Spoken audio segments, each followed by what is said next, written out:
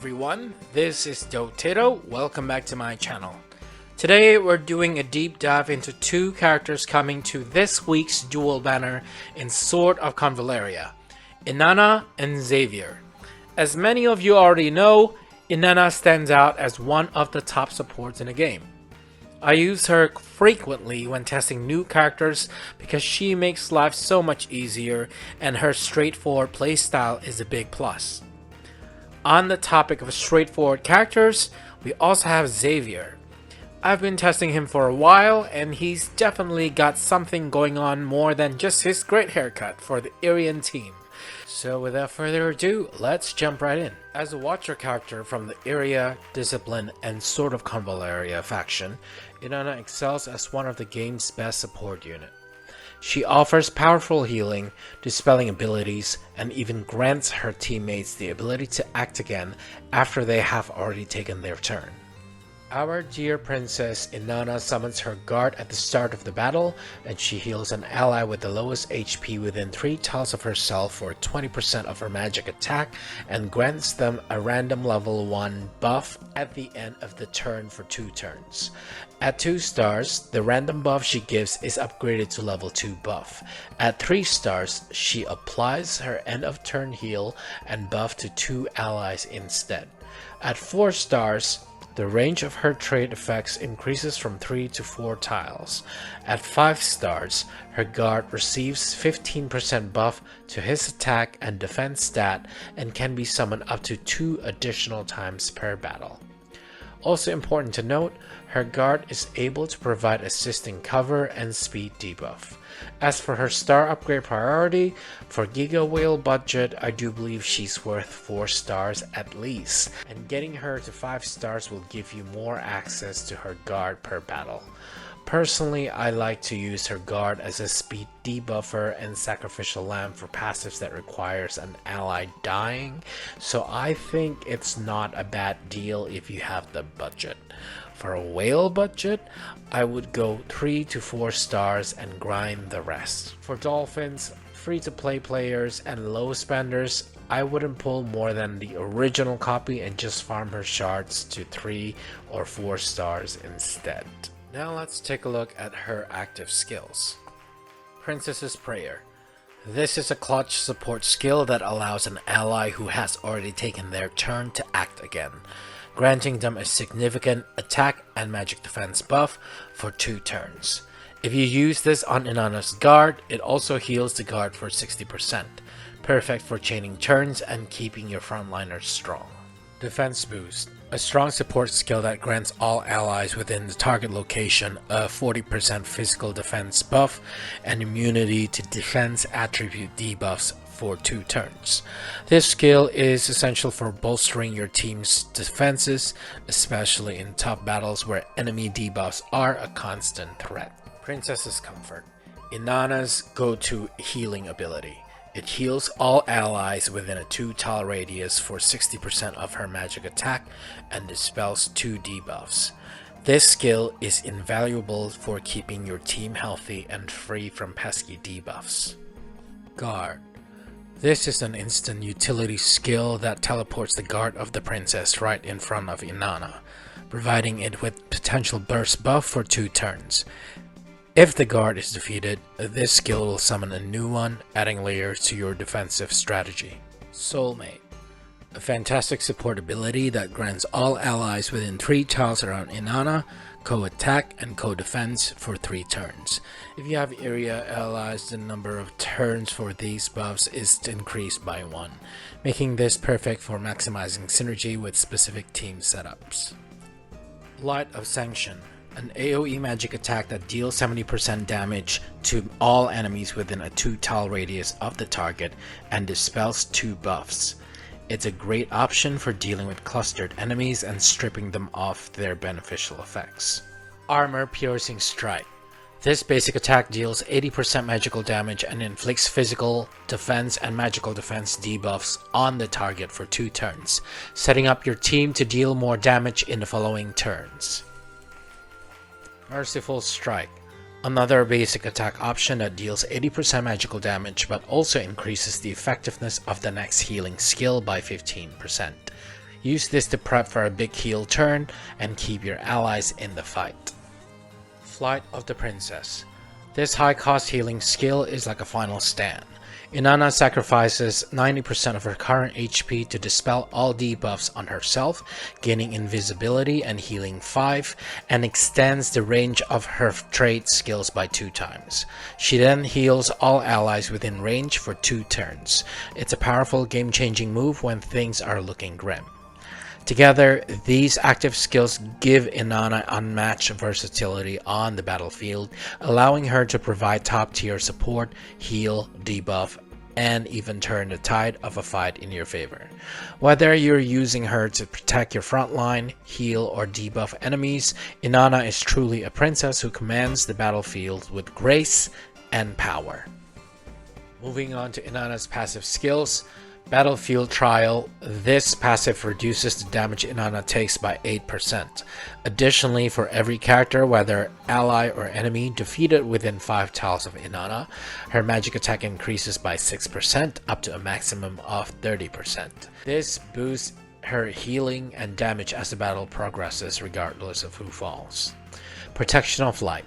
When hit by an active single target attack, Inanna reduces the incoming damage by 30%.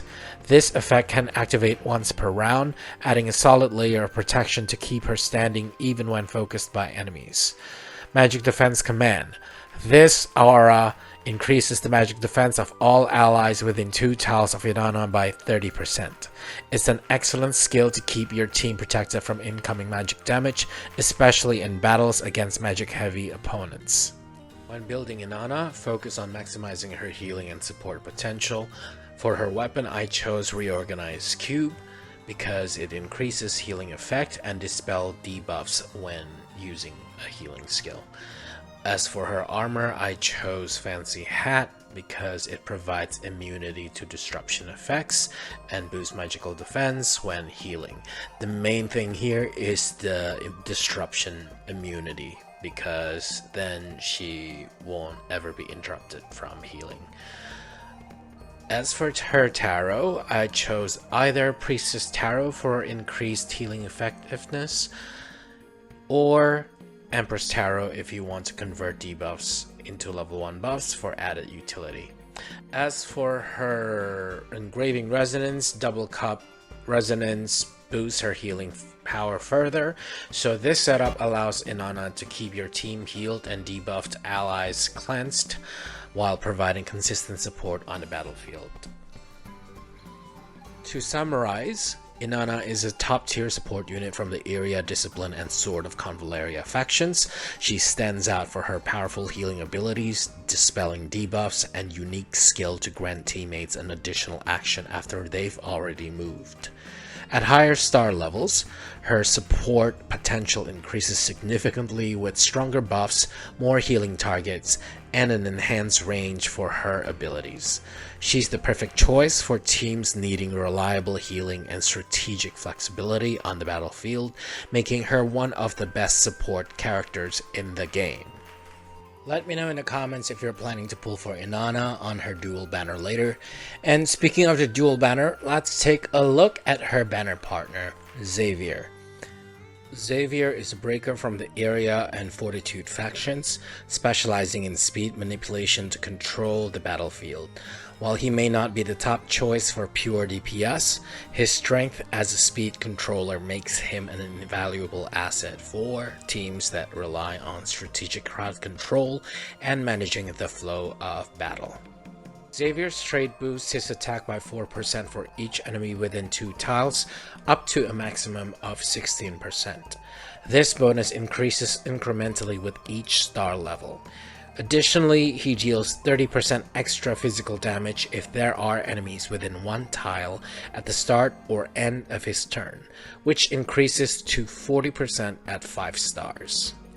Xavier's trait might suggest he's a great DPS, but when you look at his skills, it's clear there are far better current and future DPS options that outshine him by a mile. He excels as a speed controller, but that aspect of his kit isn't tied to his trait.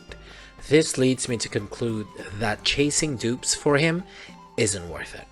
Unless you're a Giga Whale wanting to flex a 5-star DPS build for Xavier for whatever reason, he's just not worth the investment. So let's dive into Xavier's skills, starting with the essentials for his role as a speed controller. First up, we have Falling Comet Dash. This is a key skill for Xavier as it allows him to dash toward enemies, dealing damage and applying a powerful speed debuff. This slows down opponents significantly, giving your team the advantage by acting first. Next is his passive skill, Spear of Iria. This ability grants Xavier a speed boost and fully regenerates his energy at the start of the turn, allowing him to use his skills more frequently and maintain consistent speed manipulation throughout the battle. Important to note, this passive effect does have 5-turn cooldown. With these two skills, Xavier can effectively control the pace of the combat by keeping enemies slow. Now let's break down Xavier's other skills so you can get a clear idea on how to best utilize him in battle. Combat Frenzy. This passive skill grants Xavier 20% lifesteal whenever he deals damage, helping him sustain in prolonged fights, especially when he's surrounded by enemies. Risky Move. Another passive at rank 1 that increases Xavier physical attack by 20%, but at a cost. It reduces his physical defense and magic defense by 15%. Legacy of Comrades. This passive kicks in when an ally falls in battle. Xavier recovers 30% of his HP and gains buffs to his attack, physical defense, and magic defense for 3 turns. It's a great boost for clutch moments when you're losing teammates. Chaotic Battle. A powerful skill that deals 70% AoE damage to enemies within 2 tiles. It also grants Xavier 40% lifesteal, making him harder to take down, and reduces the healing received by enemies for 2 turns. Indomitable Spirit. This passive reduces incoming damage by 10% for each enemy within 2 tiles, stacking up to 40%. This makes Xavier incredibly tanky when surrounded, allowing him to soak up more hits. Strength Activation. A reaction skill that increases the healing Xavier receives by 10%. Plus, whenever he's healed, he gains a damage buff for 1 turn, boosting his overall performance. Battle Flag of Iria. This leader's aura boosts the attack by 10% and defense by 20% for all Irian allies in battle. This is the inferior version of Dantaleon's aura. Charge Attack. A basic attack dealing 100% physical damage. It also boosts the damage of Xavier's next skill by 15%. Feverish Attack. Another basic attack that deals 100% physical damage and grants Xavier 20% lifesteal, keeping him healthy during combat. Finally, Muso. Xavier deals 110% damage to all enemies in 3x1 line, knocking them back 2 tiles. After attacking, he gains parry and preempt for 2 turns, allowing him to reduce incoming damage and act first in engagements. Now let's talk about the best build for Xavier's to maximize his role as a speed controller on the battlefield. For his weapon, I recommend the Nameless Staff. This weapon increases his movement range by 1. This extra movement helps him position himself effectively and use his skills like Falling Comet Dash to control enemy speed more efficiently. For his trinket, the Old Scrolls of August is ideal. This trinket lets him instantly boost another ally's speed, which perfectly complements his role as a speed controller. Since Spear of Iria often makes him the first to act, Xavier can use this to give his teammates a speed advantage right from the start. As for the resonance, I recommend using the 1 and cup combination. This setup increases his chances of recovering energy, allowing him to use his high cost skills like Falling Comet Dash more frequently.